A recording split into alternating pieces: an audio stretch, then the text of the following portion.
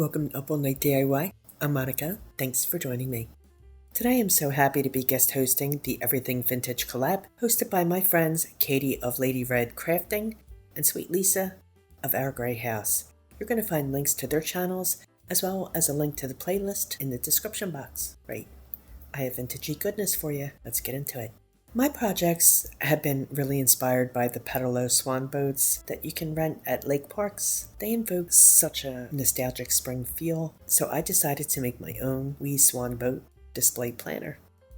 I traced my design onto scrapwood panels. I'll need 2 of the same, and I headed over to my scroll saw and cut out my design.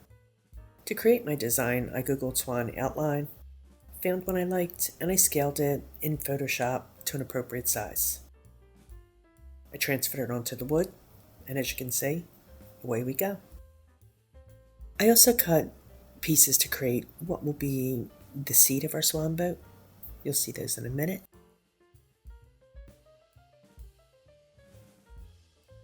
My swans will mirror each other, and these 2 pieces are going to get attached like so to create this seat/shelf. One of the swans needs some repair due to hollow points in the wood. You know, it happens sometimes with plywood. I don't have any wood filler, so I'm going to have to fill them in with some spackling since I do have that on hand. But you know what? Works just as well. And the spackle dries really quickly, and I'm going to sand it, if it needs it. All of my wood pieces are going to get a base coat of black acrylic paint. Just 1 coat is all we're going to need, front, back, and sides. Now that the black base coat is dry, the paint has raised the nap of the wood, so I'm going to lightly sand to knock off any of that raised nap. Once that's done, I'm going to wipe it nice and clean. I left some of the wood raw on these pieces. I'm going to apply the wood glue to this area to create the seat. And I'm going to be adding brackets a little later. The wood glue sticks better to raw wood than to a painted surface. That's why I left it raw here. But, it's really not that big of a deal.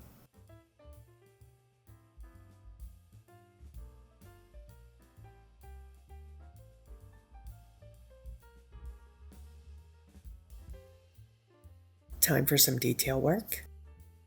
I'll give both swans a couple of loose coats of white paint, front, back, and sides, except for the crown. I'll leave the crown untouched for the moment. We'll come back to that later. I want some of that black paint to show through to give it a more vintage weathered appearance. You feel me? So we're not going to be super fussy here. If you can see some paint strokes, that's cool. That'll just kind of play in with the vintage look.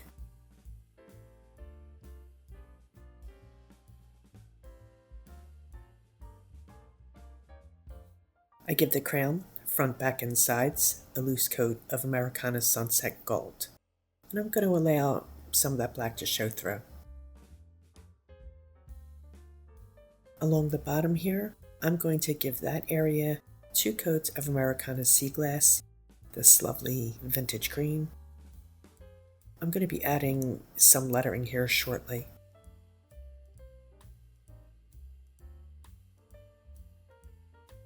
We're also going to paint the seat with a loose coat of the Americana Sea Glass as well. Again, a good painterly effect, I think, really adds to its vintage appearance. You know what I'm saying?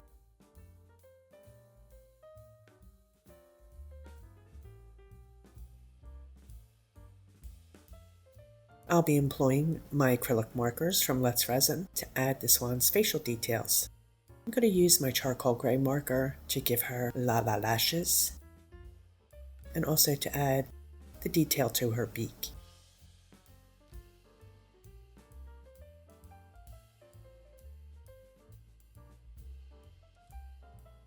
And I'm using this deep sage green marker to add the wording along the bottom. I'll put the link to these markers in the description box. There's a discount if you purchase through the link. I have to say that I'm really enjoying these markers. They're good stuff. And of course, it goes without saying, that everything I do to one swan, I'll do to the other, both sides. Grabbing my folk art floating medium, let's add some shading and distressing. I prep my brush with the medium, this clear gel right here.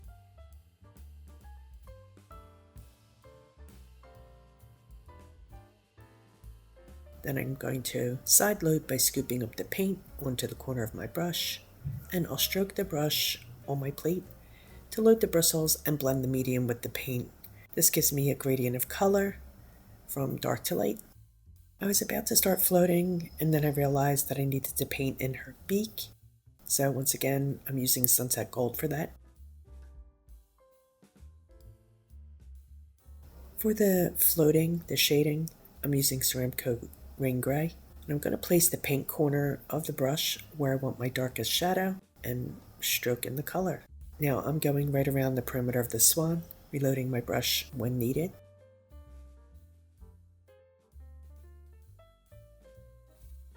I love the softness that the float brings to the project. I think it really takes it up a level. I feel like it also adds to that nostalgic vintage weathered appearance too. You know what I'm saying? I'm floating in the shape of her wing here. And the majority of my brush, the bristles, are on the inside of the wing. And we're floating in her tail feathers. And now, from the outside of the wing, I'm reinforcing that shading right along where the wing and the body meet.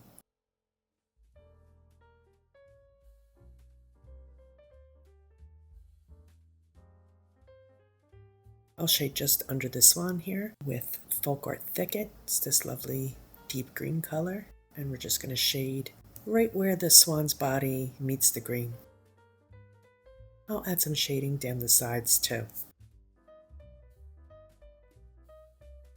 And while we have it on the go, we're going to use the thicket to add some distressing to the seat with a crosshatch stroke.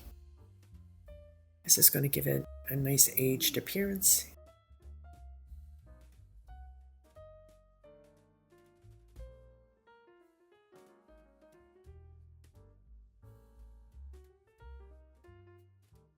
For a wee bit more aging, I'll give her a good sanding and wipe away the dust.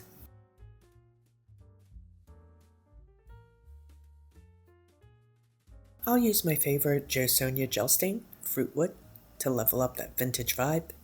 I liberally apply it with a brush, and I'm going to wipe it back with a soft cloth until I'm happy with the tone.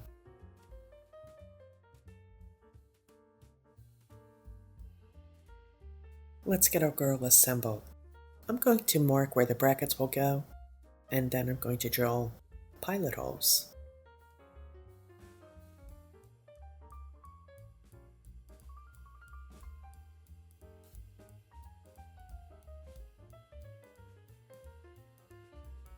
These are 1-inch corner brackets that I'm using, and I'm going to add one to each side of the seat. One probably would have been sufficient, but you know, never hurts to go the extra mile. I've marked where the seat will go on the side of the swan, and I've also marked out where the brackets are going to go, right here, and they'll attach to the sides of the swans.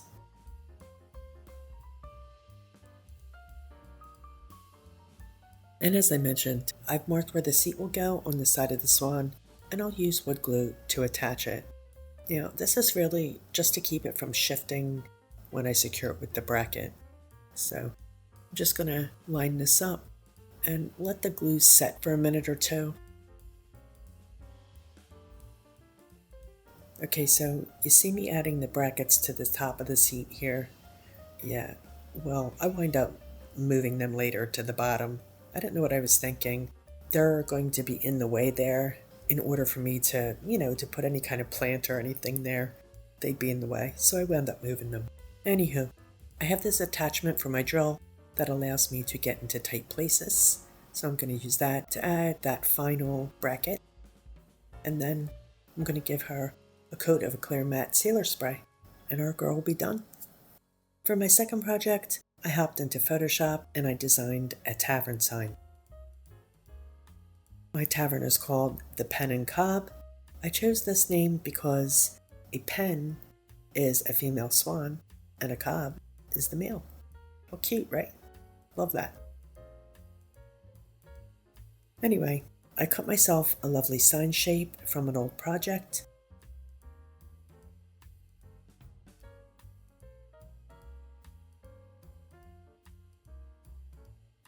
And I base coated it black. I wanted a dimensional element to my sign, so I grabbed my scroll mold, and I'm going to use Model Magic to fill in these scrolls here. They kind of remind me of the wings of a swan. That's why I chose them.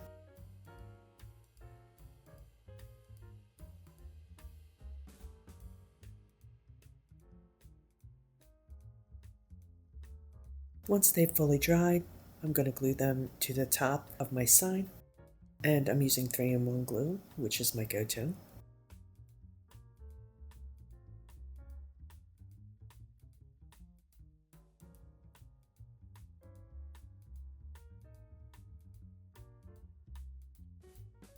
I give the molds a coat of black as well.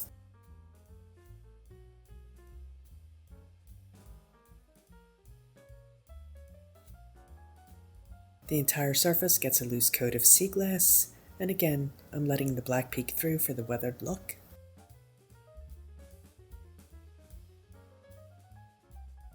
I crosshatch with thicket like I did on the Swan seat. This gives a yummy mottled look to the sign. Really adds some age to it, don't you think?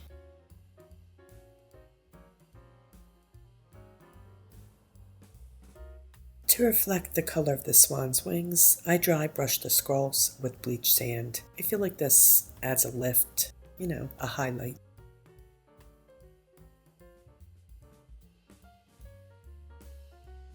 I printed my design out on a piece of regular old printer paper, and I'll trace on the wording with some transfer paper onto my sign.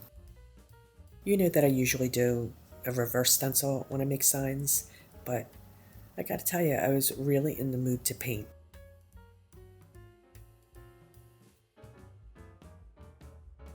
And we're gonna start off with the swans. I'm using a detail brush to outline them with bleached sand.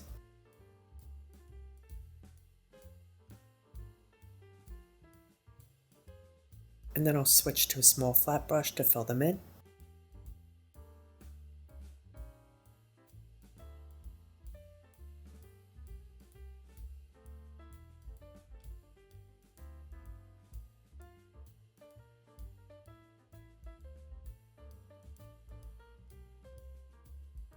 Using that fine detail brush and charcoal paint, I'll fill in their beaks. My number 1 detail brush and Hippo Gray to outline the words. I do love to hand letter. I find it really relaxing, very therapeutic. Now if I want something to be really crisp, I'm probably going to do a reverse stencil. But yeah, on this, I thought it would be nice to have that hand done touch.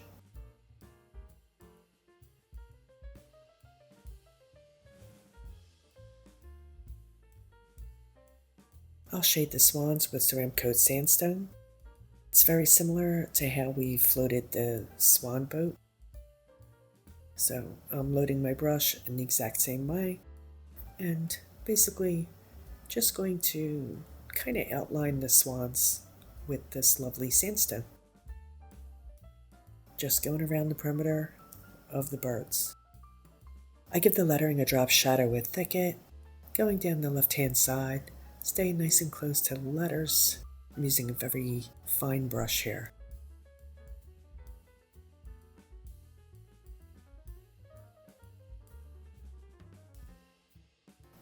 And I'm going to come in and fill it in with thicket too.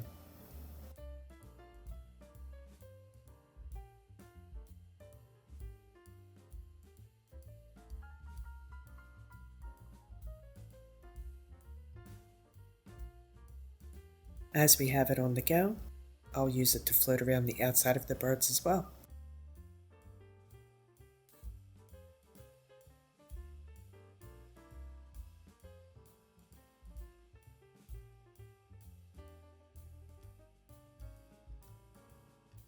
And we'll shade around the molds and around the edge of the sign, add some age.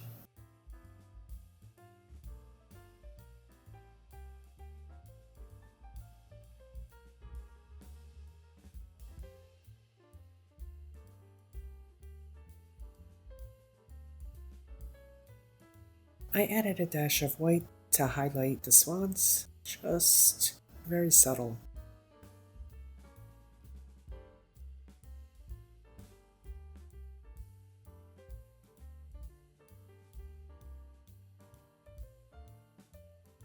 Let's dry brush on some burnt sienna, give it a touch of rusty goodness.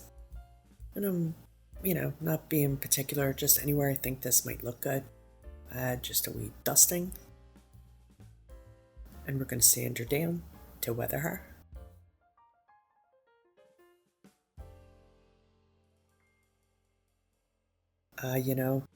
We can't forgive the black wax, just a smidge, mind you. Yeah, so I'm just going to lightly dust it on, and I'll use a soft cloth to wipe it back.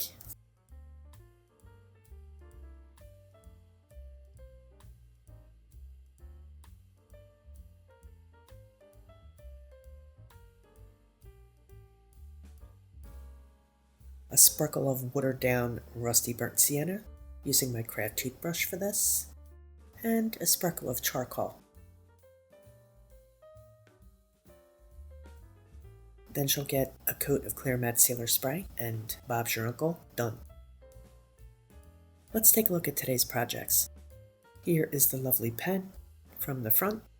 Isn't she pretty?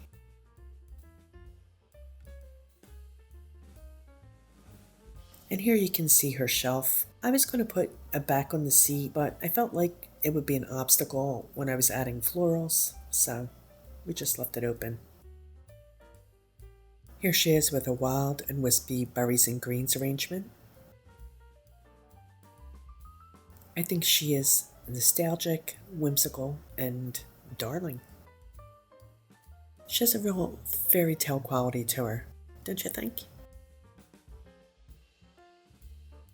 I am digging the Tavern sign. The scrolling at the top is the perfect touch, adding that vintage flavor, the simplicity of the lettering, and the sweet swans nestled in the center. Just truly lovely. I hope you think so too.